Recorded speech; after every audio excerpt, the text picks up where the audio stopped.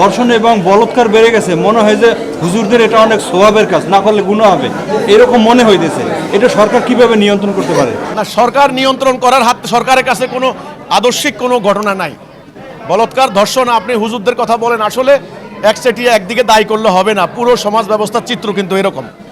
এখন আমার কথা হলো, সরকার চেষ্টা করছেন আইন প্রয়োগ করে, আইন, কিন্তু মাদ্রাসার বলৎকারের ব্যাপারে কোনো কার্যকরী কোনো আইনগত ব্যবস্থা আমরা দেখি না। কারণ এর ব্যাপারে সামাজিক একটা দাবি থাকতে হবে, সামাজিক একটা অ্যাওয়ারনেস থাকতে হবে, সমাজের ভেতর থেকে একটা কথা আসতে হবে এই প্রতিরোধে, এবং আলেমদের ভেতর থেকেও কথা আসতে হবে।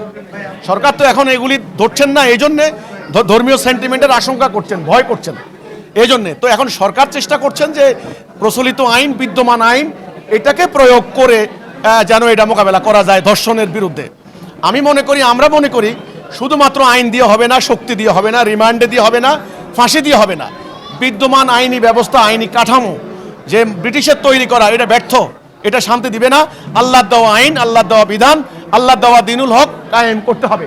তবে ওই বলৎকারও বন্ধ হবে, ধর্ষণও বন্ধ হবে, দুর্নীতিও বন্ধ হবে। এটা ছাড়া আমাদের আর কোনো প্রস্তাব নাই। আমাদের প্রস্তাব একটা টোটাল ব্যবস্থার পরিবর্তন, টোটাল আদর্শের পরিবর্তন। এই চলমান, বিদ্যমান, কায়েম থাকা এক্সিস্টিং সিস্টেমটাকে আপনার বাদ দিয়ে আল্লাহর দেওয়া ব্যবস্থা কায়েম করতে হবে। তা না হলে বলৎকার, ধর্ষণ কিছুই বন্ধ হবে না।